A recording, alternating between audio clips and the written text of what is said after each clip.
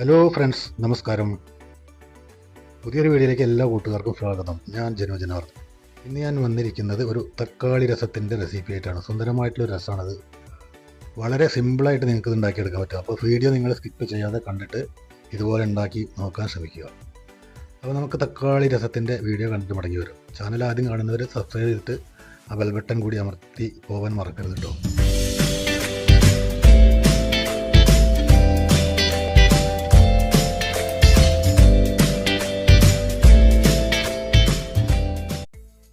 ആദ്യമായി രസത്തിലേക്ക് ആവശ്യമുള്ള ഒരു ചേരുവ നമുക്ക് തയ്യാറാക്കും. അതിനായിട്ട് ഒരു മിക്സിയുടെ ജാറ് വെച്ചിട്ട് അതിലൊരു 15-16 വെളുത്തുള്ളി അല്ലി ഇട്ടിട്ടുണ്ട്, ഒരു ടേബിൾ സ്പൂൺ പച്ചമല്ലി ഇട്ടിട്ടുണ്ട്, ഒരു 3/4 ടേബിൾ സ്പൂൺ കുരുമുളക്, പച്ചക്കുരുമുളക്, 1/2 ടീസ്പൂൺ ചെറിയ ജീരകം.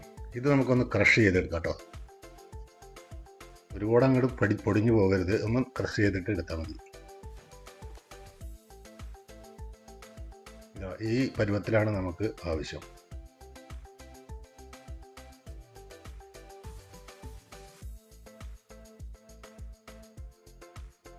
അപ്പോൾ ഈ രസത്തിൻ്റെ ചേരുവ നമുക്ക് അങ്ങോട്ട് മാറ്റി വയ്ക്കാം. ഇനി ഒരു 3 തക്കാളി നമ്മൾ കൈകൊണ്ട് ഞെരടി നല്ല രീതിയിൽ ക്രഷ് ചെയ്തിട്ട് എടുത്തു വെച്ചിട്ടുണ്ട്.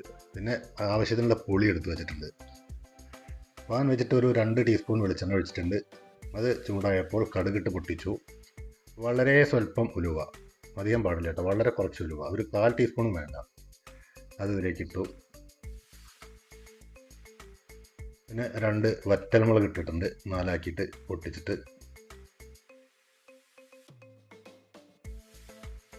ഇനി കറിവേപ്പില ഇട്ട് കൊടുത്തു.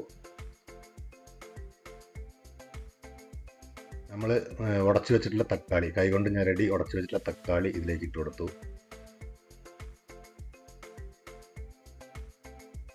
ഒന്ന് ഇളക്കി ഒരു 1/2 മിനിറ്റോളം ഒന്ന് ഇളക്കി യോജിപ്പിക്കാം. തക്കാളിയുടെ പച്ചമണം ഒന്ന് ഡ്രൈ ആയി കിട്ടണം. കുറച്ച് കായപ്പൊടി കൂടെ നമ്മൾ ഇതിലേക്ക് ചേർക്കണം. ഒരു 1/2 ടീസ്പൂൺ കായപ്പൊടി ചേർത്തിട്ടുണ്ട്. പിന്നെ നമ്മൾ ക്രഷ് ചെയ്ത് വെച്ചിട്ടുള്ള രസത്തിൻ്റെ പൊടി ഇതിലേക്ക് ഇട്ട് കൊടുക്കാം.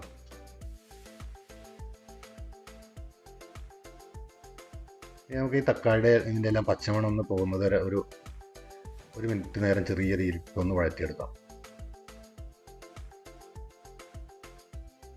അത്രയും മതി. ഇതിലേക്ക് ഒരു 1/2 ടീസ്പൂൺ മഞ്ഞൾപ്പൊടി, ഒരു 1/2 ടീസ്പൂൺ മുളക് പൊടി,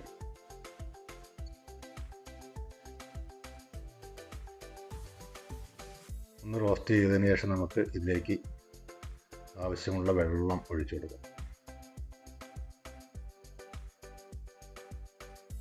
ഈ വെള്ളത്തിൻ്റെ കളർ ഇങ്ങനെ വരാൻ കാരണം ഞാൻ ഈ ക്രഷ് ചെയ്ത നമ്മുടെ മിക്സി ജാറൊന്ന് കഴുകിയിട്ട് ആ വെള്ളം ഞാൻ ഇതിലേക്ക് ഒഴിച്ചിട്ടുണ്ട്. അതുകൊണ്ടാണ് ഇതിൻ്റെ കളർ അങ്ങനെ വന്നിരിക്കുന്നത്.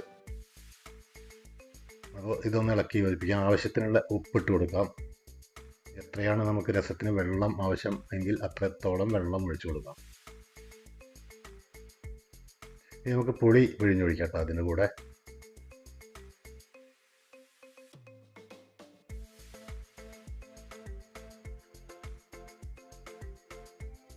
ഒന്ന് ഇളക്കി യോജിപ്പിച്ചതിന് ശേഷം ഇനി ഇതൊന്ന് തിളച്ച് വരട്ടെ. അപ്പോൾ നമുക്ക് അതിനായിട്ട് വെയിറ്റ് ചെയ്യാം.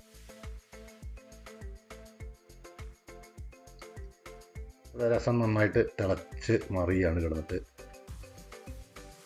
ഈ സമയത്ത് നമുക്ക് ഒരു ചെറിയ ശർക്കരയുടെ കഷ്ണം ഇട്ട് കൊടുക്കാം. ശർക്കര എന്ന് പറഞ്ഞാൽ ഒരു അച്ഛൻ്റെ ഒരു കുറച്ച് വളരെ കുറച്ചിട്ടാണ്, ഒരു 1/2 ടീസ്പൂൺ മതി.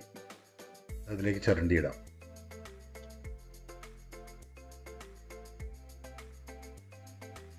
മല്ലിയില ഇട്ട് കൊടുക്കാം. അങ്ങനെ നമ്മുടെ സുന്ദരമായിട്ടുള്ള തക്കാളി രസം ഇവിടെ റെഡി ആയിട്ടുണ്ട് കേട്ടോ. തീർച്ചയായിട്ടും ഈ വീഡിയോ സ്കിപ്പ് ചെയ്യാതെ കണ്ടിട്ട് ഇതുപോലെ നിങ്ങൾ ഉണ്ടാക്കി നോക്കാൻ ശ്രമിക്കുക. അതീവ രുചികരമായിട്ടുള്ള ഒരു രസമാണിത്.